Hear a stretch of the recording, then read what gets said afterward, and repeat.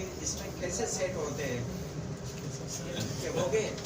नहीं, मैं कांग्रेस के साथ में रहा हूँ, लेकिन जब नरेंद्र मोदी जी का नेतृत्व, जब नरेंद्र मोदी जी मुख्यमंत्री थे, तब भी उन्होंने मुझे बाबा साहब अम्बेडकर जी के बारे में किताब दी थी और मैं रिपब्लिकन पार्टी के तरफ से उनको मिलने के लिए गया था जब मुझे सीएम थे। तब उन्होंने मुझे बताया था कि मैं बाबा साहब अम्बेडकर जी का बहुत बड़ा फैन हूँ, बहुत बड़ा पुरुष करता हूँ और मैं गौतम बुद्ध का बहुत बड़ा आदर करता हूँ। तो इसीलिए जब मैं उनके बंगले पर गया था, तो जब उनके एंट्री कर रहा था तो वहाँ बुद्ध की मूर्ति मुझे दिखाई दी। यहाँ जब मैं गांधी नगर में गया तो वहाँ मंत्रालय में बुद्ध की मूर्ति हमें नजर आई। तो इसीलिए नरेंद्र मोदी जी जो है ये ब्रॉड थिंकिंग वाले हैं, ऐसा मुझे तो लगा था। लेकिन जब वो प्रधानमंत्री बने या वो प्रधानमंत्री बनने के पहले मैंने उनको सपोर्ट किया, मुझे मालूम था कि नरेंद्र मोदी प्रधानमंत्री बनने वाले हैं और मुझे मंत्रिमंडल में मौका मिलने वाला है। तो फिर हम 2014 के चुनाव में रिपब्लिकन पार्टी बीजेपी के साथ आई, शिवसेना के साथ आई और महाराष्ट्र में हमारी 42 सीटें चुनकर आई थी, 48 में थी और पूरे देश भर में बीजेपी की 282 सीटें चुनकर आई। इंडिया की कम से कम 350 के ऊपर सीटें आई थी 2014 में। तो आपने पूछा है कि भाई आप उधर से इधर की क्यों आए, तो उधर कोई नहीं रहा है तो उधर रहने से क्या फायदा था। राहुल गांधी जी के नेतृत्व में कांग्रेस पार्टी बढ़ने वाली है ही नहीं है।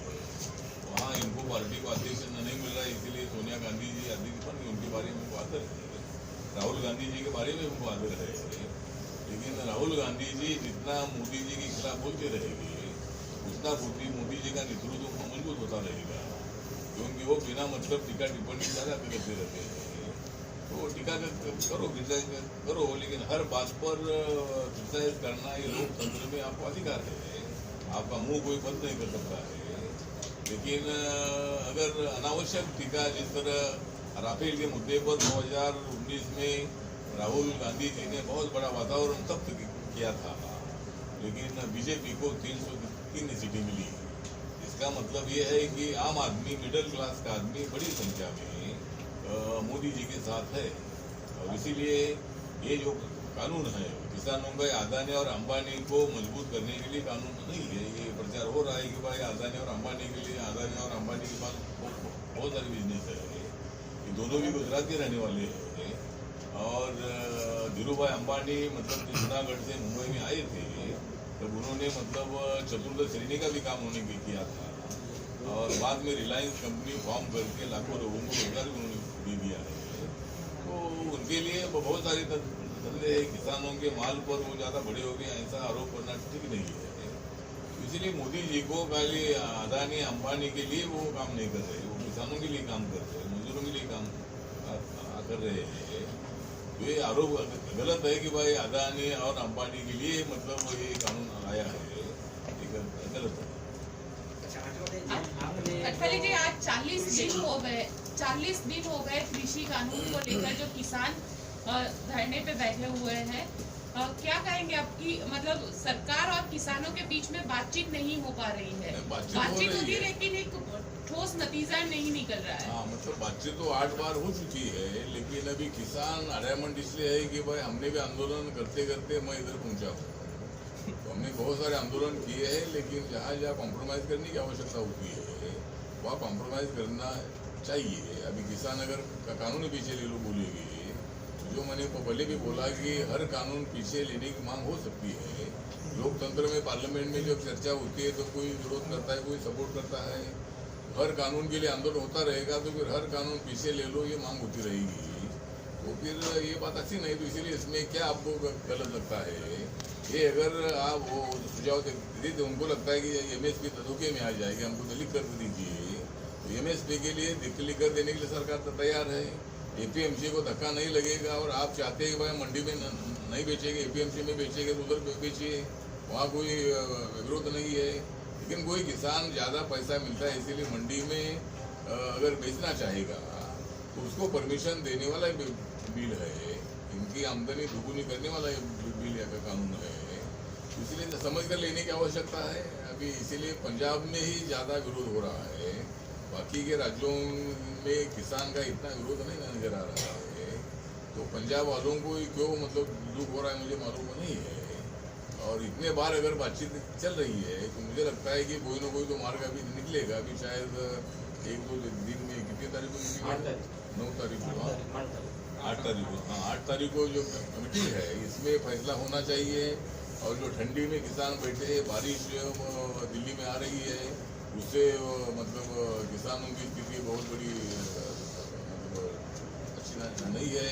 और हम भी किसानों को तकलीफ देना नहीं चाहते, लेकिन कानूनी पीछे ले लो यही आग्रह करते रहेंगे तो फिर सरकार का ना इलाज है। इसीलिए मुझे लगता है कि इसमें किसानों ने थोड़ा सा विचार करके विचार करना चाहिए। और एक किसान नेता है, किसानों के विरोध में है ही क्या, इसी तरह का प्रशासन हमारे मन में खड़ा होता है। तो इतना तकलीफ दे रहे हैं, तो बातचीत लोकतंत्र में होती रहती है। अभी कानूनी पीछे ले लो, इसी तरह का अगर ये स्टैंड लेंगे तो ये ठीक बात नहीं है। अच्छा जी, किसानों का कहना है कि मकर संक्रांति के दिन हम ये तीनों बिल को जलाएंगे, इस पे आप क्या कहना चाहेंगे? आप कहते हैं कि एक तरफ हम बिल वापस नहीं लेंगे और एक तरफ कहते हैं कि हम किसान का वो करते हैं उसके। अगर वो मकर संक्रांति दिन से जलाएंगे तो जलने से क्या होता है, मतलब वो पेपर जल जाएगा, लेकिन कानून तो राष्ट्रपति के हाथों से सिग्नेचर होकर कानून बन चुका है। एक आंदोलन करके वो जलाएंगे वो ठीक है, लेकिन अगर वो कानून जलाएंगे तो हम किसानों के हाथ में हाथ मिलाएंगे।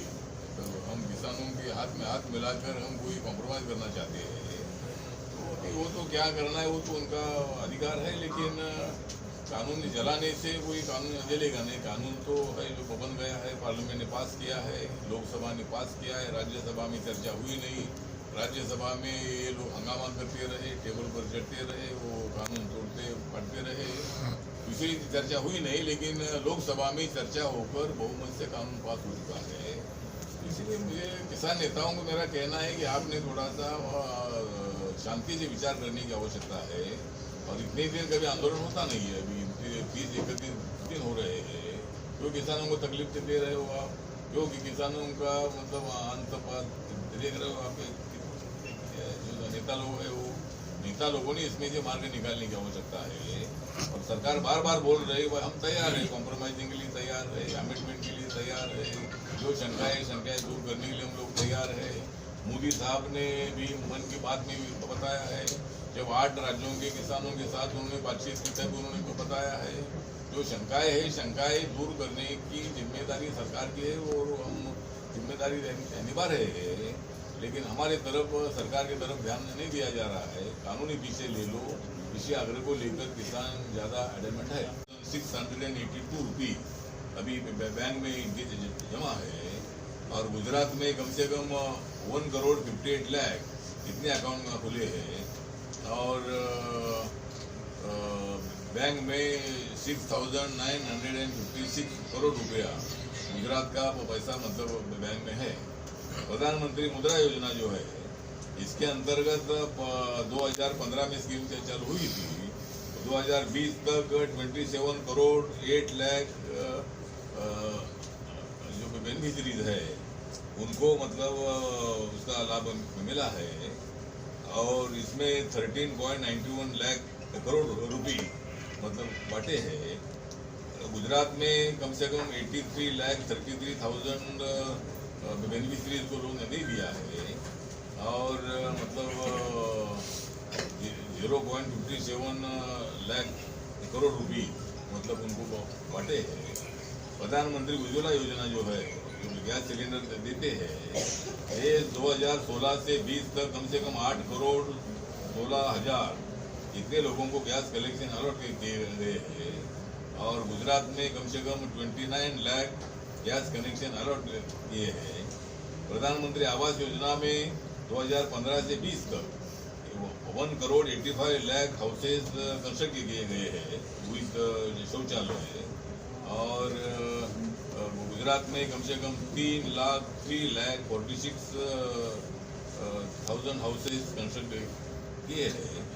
प्रधानमंत्री जन आरोग्य योजना में 2018 से 20 तक 1 करोड़ 47 लाख पीपल को मतलब ये प्रधानमंत्री जन आरोग्य योजना आयुष्मान भारत योजना का फायदा हुआ है और उसमें कम से कम 18,214 करोड़ रुपए बांटे हैं और गुजरात में कम से कम 21,29,000 पीपल बेसिकली इनको मतलब फायदा हुआ है और गुजरात में कम से कम 287.8 करोड़ रुपए इस स्कीम के अंतर्गत बांटे हैं। तो इसी तरह मतलब दूसरी उजाला योजना है, इसमें 2015 से 20 तक 36 करोड़ 68 लाख 51,000 जो रेड बल्ब है ये इशू किए हैं और उसमें 2,500 करोड़ रुपया खर्चा किया गया है। गुजरात में 3 crore 21 lakh 7,500 LED bulb issue किए हैं और उसमें कम से कम 224 करोड़ रुपया जो है खर्चा हुआ है। इसी तरह मतलब मोदी सरकार जो है ये लोगों तक पहुंचने का काम कर रही है। जिन लोगों को पहले फायदा मिलता नहीं था ऐसे लोगों को फायदा देने का काम कर रही है और मोदी सरकार सबका साथ सबका विकास सबका विश्वास वाली सरकार है और हम किसानों को भी विश्वास लेना चाहते हैं, लेकिन किसान अभी बहुत ज़्यादा दिन तक आंदोलन करते रहे हैं।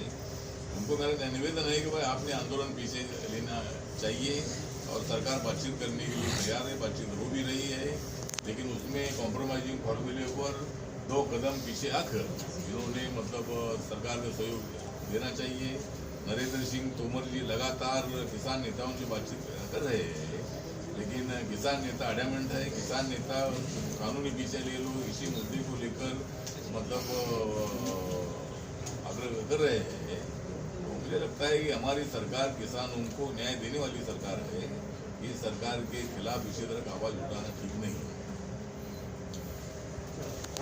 बाकी मेरा जो मंत्रालय है, मेरे मंत्रालय का बजट तो भी नया आएगा, लेकिन 2021 का मेरे मंत्रालय का बजट 85,000 करोड़ का था और दिव्यांग जनों का बजट कम से कम 9,500 करोड़ का मेरे मंत्रालय का बजट है और मेरे मंत्रालय का बजट तो 11,000 करोड़ का है, लेकिन दिव्यांग जनों का बजट 9,500 करोड़ का है और इसमें मतलब पेंशन योजना है, सुगम्य भारत योजना है और उनको जो आर्टिफिशियल मतलब जो भी पैर है, हाथ है, स्टिक है, कान की मशीन है, कंप्यूटर है, ब्रेल लिपि का साहित्य है, मोबाइल है, व्हील चेयर है, उसी तरह के सामान हम बांटते हैं और अभी तक कम से कम हमने 16-17 लाख से ज़्यादा लोगों को ये 5-6 सालों में हमने दिव्यांग जनों को साहित्य बांटा है। सर, आप इंटरकास्ट मैरिज की बात कर रहे हो, जबकि हिंदुस्तान में ऐसी संस्था है कि लव जिहाद के नाम पे ये मैरिज रुकवाना चाहते हैं, तो क्या कहेंगे आप?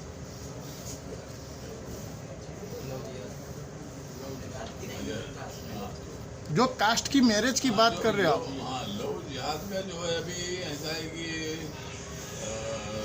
उसमें यही है कि भाई अभी अगर कोई लड़का अगर हिंदू है और मुस्लिम लड़की से शादी करता है, उन्होंने मुस्लिम नहीं बनना चाहिए, इतना ही लव जिहाद के कानून का अर्थ है।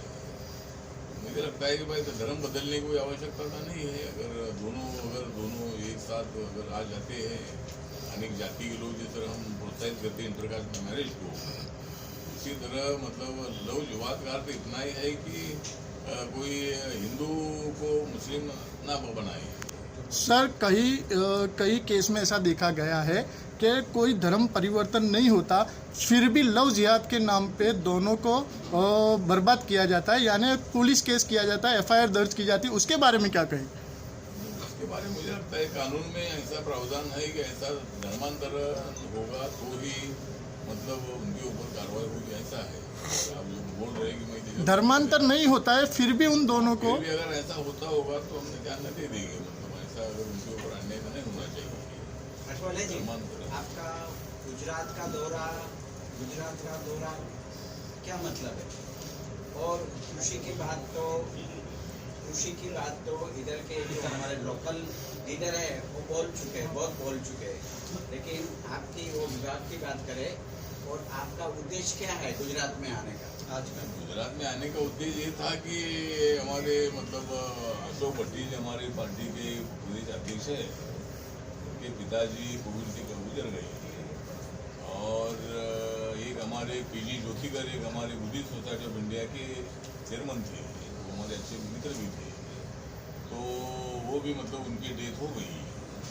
तो फिर हमने एक प्रोग्राम बनाया कि अधिकारियों से भी बातचीत करेंगे अपने मंत्रालय के बारे में और आप लोगों से भी मिलेंगे, कार्यकर्ताओं को से भी मिलेंगे, इसीलिए मतलब कोई फंक्शन यहाँ आज नहीं था। लेकिन अशोक भट्टी के पिताजी की आदरांजलि की सभा कुबेर नगर में थी, तो इसीलिए मैं इधर आया था।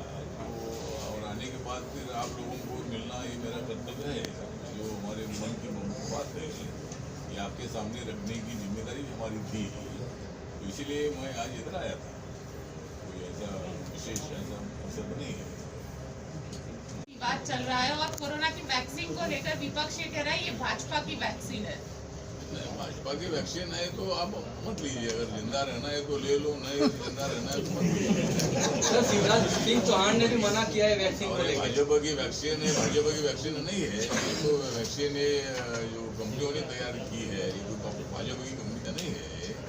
लेकिन अखिलेश यादव जी बोल रहे कि भाई भाजपा की वैक्सीन है, लेकिन समाजवादी पार्टी की वैक्सीन हम नहीं बना सकते हैं। मतलब ये वैक्सीन सबकी वैक्सीन है और ये कोई जिनको लेना, अभी अखिलेश ने बोला है मैं नहीं ले लूंगा तो मत ले लो। सर शिवराज सिंह ने भी मना किया है कि मैं वैक्सीन नहीं अभी लगाऊंगा। शिवराज सिंह चौहान ने भी अभी मना किया हुआ है। इसने शिवराज सिंह चौहान मध्य प्रदेश के मतलब उन्होंने बोला है कि वो भी बीमार है, नहीं वैक्सीन आसाराम आपकी क्या राय है? आपकी क्या राय है वैक्सीन को लेकर और आप कब लगवा रहे हैं? मेरी राय ये है कि भाई जिनको डर लगता है उन्होंने वैक्सीन लेनी चाहिए और वैक्सीन लेना कोई बंधनकारक नहीं है। आप लेंगे अगर अकेले लेना, मैं देखता हूँ वैक्सीन आने के बाद। मेरी तबीयत अभी ठीक है, मुझे भी मैंने तो वो कोरोना का नारा दे दिया था और कोरोना ने सोचा कि इसके पीछे बढ़ना जरूरी है, इसीलिए कोरोना मेरे पास भी आ गया। मैं 11 दिन बॉम्बे हॉस्पिटल में एडमिट था, फिर बाद में मैं एकदम ठीक ठाक हो गया हूँ। अभी कोरोना मुझे कुछ नहीं कर सकता है, इसीलिए वैक्सीन आने के बाद मैं सोचूंगा कि मेरी तबीयत कैसी देख कर मैं निर्णय ले लूँगा। लेकिन वैक्सीन लेना अच्छी बात है, अगर अपने को ज़िंदगी में और अच्छा काम करना है, बाल बच्चों को संभालना है और कोई अच्छा काम करना है तो वैक्सीन लेना ठीक है। ये प्रिवेंटिव ऐसा कोरोना ना हो उसके लिए वैक्सीन है, ये कोई ऐसी वैक्सीन नहीं है। सर एक और बात की AIMIM जो है वो अब गुजरात में भी स्थानीय निकाय के चुनाव लड़ने जा रही है, बंगाल में भी चुनाव लड़ेगी, तो लगता है कि एक अलग से राजनीति हो रही है। AIMIM मतलब गुजरात में और बंगाल में चुनाव लड़ने जा रही है, इसलिए बीजेपी आगे बढ़ने जा रही है। मतलब अगर ये जहाँ ये मतलब वोट काटेगी, कांग्रेस को मिलने वाला वोट अगर ये MIM काटेगा उसका फायदा बीजेपी को होता ही है, इसीलिए ज़्यादा से ज़्यादा कैंडिडेट खड़ा करे और 2024 में नरेंद्र मोदी प्रधानमंत्री हो जाएंगे और बीजेपी की 350 के ऊपर सीटें आ जाएगी।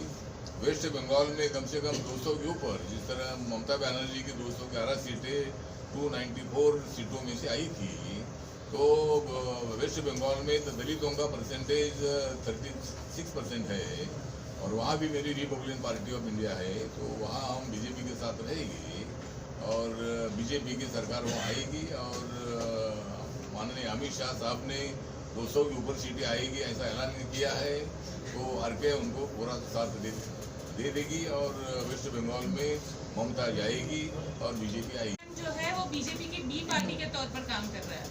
हाँ, तो B पार्टी की तरफ काम कर रही है, लेकिन बहुत जगह पर कांग्रेस ही B टीम पर काम कर रही है, क्योंकि कांग्रेस भी जो वोट काटती है उसका भी फायदा बीजेपी को होता है। लेकिन ठीक बात है, अगर कांग्रेस बोल रही है तो अच्छी बात है। अगर MIM अगर बीजेपी की B टीम है तो बीजेपी को फायदा है। इकाई चुनाव में कितना सीट पर आप लड़ेंगे? इकाई चुनाव में होने वाला चुनाव है, कितना सीट पर आप लड़ेंगे? हाँ, नगर पालिका में अभी देखते हैं भी हमारी पार्टी तो इतनी बहुत बड़ी स्ट्रांग नहीं है, हर जिले में मेरी पार्टी का यूनिट है, लेकिन अगर बीजेपी के साथ कोई बातचीत होती है कि हम देखिए आज हम सीएम साहब को मिलने वाले थे, लेकिन कल जेपी नड्डा साहब आ रहे हैं, इसीलिए उसी प्रोग्राम में वो थोड़ा ज़्यादा व्यस्त है, तो मैं देखूंगा, नहीं तो कुछ सीटों पर हम कैंडिडेट खड़ा करेंगे, बाकी की जगह पर बीजेपी का समर्थन करेंगे।